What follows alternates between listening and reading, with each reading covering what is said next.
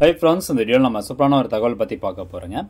அதாவது ஆதார் சம்மந்தமாக நம்ம எல்லாருமே எதிர்பார்த்துட்டு இருந்த ஒரு அப்டேட்டுக்கான பாசிட்டிவ் நியூஸ் இப்போ நம்மளுக்கு கிடச்சிருக்கு. அதை பற்றின தகவல் தான் இந்த வீடியோவில் பார்க்க போகிறோம். முடிஞ்ச அளவுக்கு நிறைய பேருக்கு இந்த இன்ஃபர்மேஷனை ஷேர் பண்ணி விடுங்க. அதாவது ஆதார் தரப்பில் இருந்து நியூ ஆதார் ஆப் அப்படிங்கிற ஒரு மொபைல் ஆப் வந்து விரைவில் அறிமுகப்படுத்த போகிறாங்க. இப்போ அந்த ஆப் பார்த்தீங்கன்னா பீட்டா வெர்ஷனில் இருக்குது. ஸோ விரைவில் மக்கள் பயன்பாட்டுக்கு இந்த ஆப் கொண்டு வரப்படும். இந்த ஆப்பில் நிறைய ஃபியூச்சர்ஸ் வந்து கொண்டு வராங்க.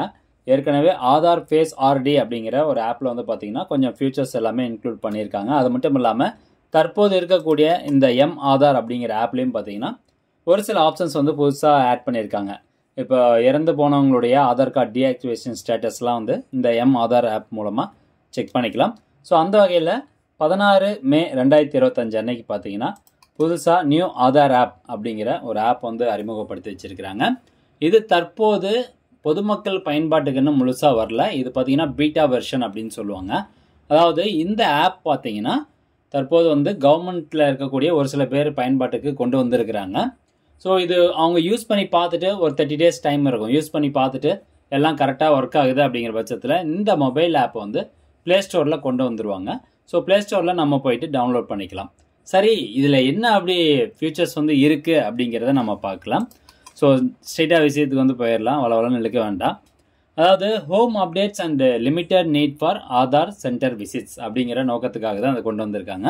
வீட்டில் இருந்தபடியே பொதுமக்கள் ஒரு சில அப்டேட் வந்து வீட்டில் இருந்தபடியே பண்ணிக்கலாம்.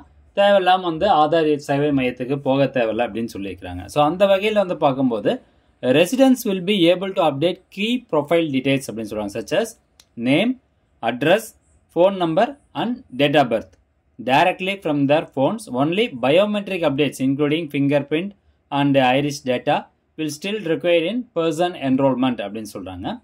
அதாவது நம்ம வீட்டில் இருந்தபடியே நம்மளுடைய ஆதார் கார்டில் இருக்கக்கூடிய பெயர், அட்ரஸ், முக்கியமாக மொபைல் நம்பர், அதுக்கப்புறம் டேட் ஆஃப் பர்த், இது எல்லாம் நம்மளுடைய மொபைல் ஆப் பயன்படுத்திய, அதாவது புதுசாக வரக்கூடிய இந்த மொபைல் ஆப் பயன்படுத்தி வீட்டில் இருந்தபடியே அப்டேட் பண்ணிக்கலாம் அப்படிங்கிறது தான் அதில் சொல்லப்படுது.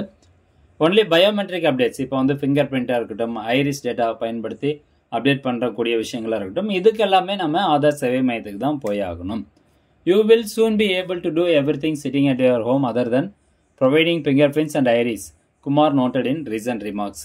ஸோ இதான் வந்து சொல்கிறாங்க. அது மட்டும் இல்லாமல் இந்த கியூஆர் பேஸ்டு வெரிஃபிகேஷன் வந்து பார்த்திங்கன்னா இப்போ போயிட்டு இருக்குது. ஸோ எங்கே போனாலும் நம்ம ஆதார் கார்டை கையில் எடுத்துகிட்டு போகணும் அப்படிங்கிற அவசியமே வந்து கிடையாது. அதே மாதிரி ஒரு நபர்னுடைய ஆதாரில் இருக்கக்கூடிய விவரங்கள் வந்து யுஐடிஐ சர்வரில் இருக்கக்கூடிய விவரங்களும் அவர் அந்த நபர் வச்சிருக்கக்கூடிய ஆதார் கார்டில் இருக்கக்கூடிய விவரங்களும் கரெக்டு தானே அப்படிங்கிறத செக் பண்ணுறதுக்கு கியூஆர் பேஸ்டு ஆதார் வெரிஃபிகேஷன் அப்படிங்கிற ஒரு சிஸ்டம் ஏற்கனவே கொண்டு வந்திருந்தாங்க.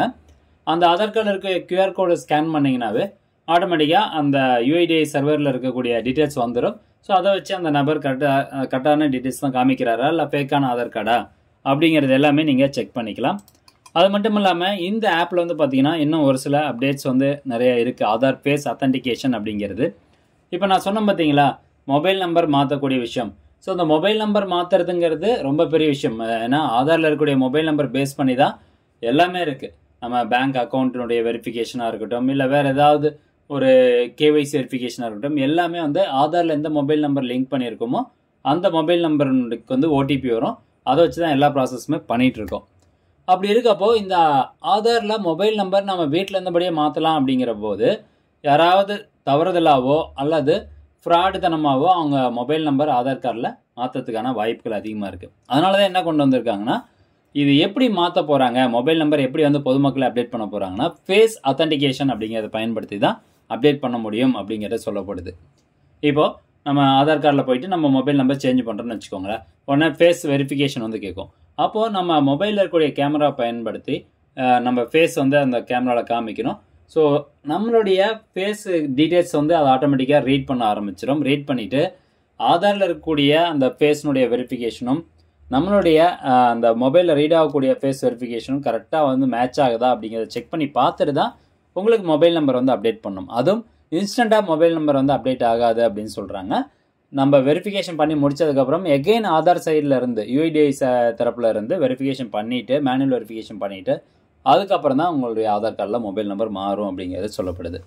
ஸோ வீட்டில் இருந்தபடி இந்த மாதிரியான ஃபீச்சர்ஸ் வந்து யூஸ் பண்ணிக்கலாம் அப்படிங்கிறது தான் இந்த நியூ ஆதார் ஆப்பு. இந்த இன்ஃபர்மேஷன் பார்த்தீங்கன்னா கடந்த 16ஆம் தேதி வந்து வெளியிட்டிருக்காங்க. ஏன்னா அஃபிஷியலாக அதாவது ஆதார்னுடைய வெப்சைட்டில் போய் பார்த்தீங்கன்னா அஃபிஷியலாக எந்த ஒரு நியூஸும் வர கிடையாது. பத்திரிகை செய்திகள் நிறையா வந்துட்டு இருக்குது. ஸோ அந்த இன்ஃபர்மேஷன் தான் நான் உங்களுக்கு ஷேர் பண்ணியிருக்கிறேன்.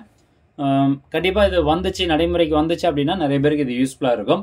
நம்மளுக்கே தெரியும், ஆதார் சேவை மையத்துக்கு வந்து போகிறோம் அப்படின்னா அங்கே 15 பேர், 20 பேர், 30 பேர் வந்து டெய்லி வந்து கியூவில் தான் நின்றுருக்காங்க. அதில் மேக்ஸிமம் இந்த டெமோக்ராபிக் அப்டேட்டுக்கான விஷயங்களுக்காக நிறைய பேர் வராங்க.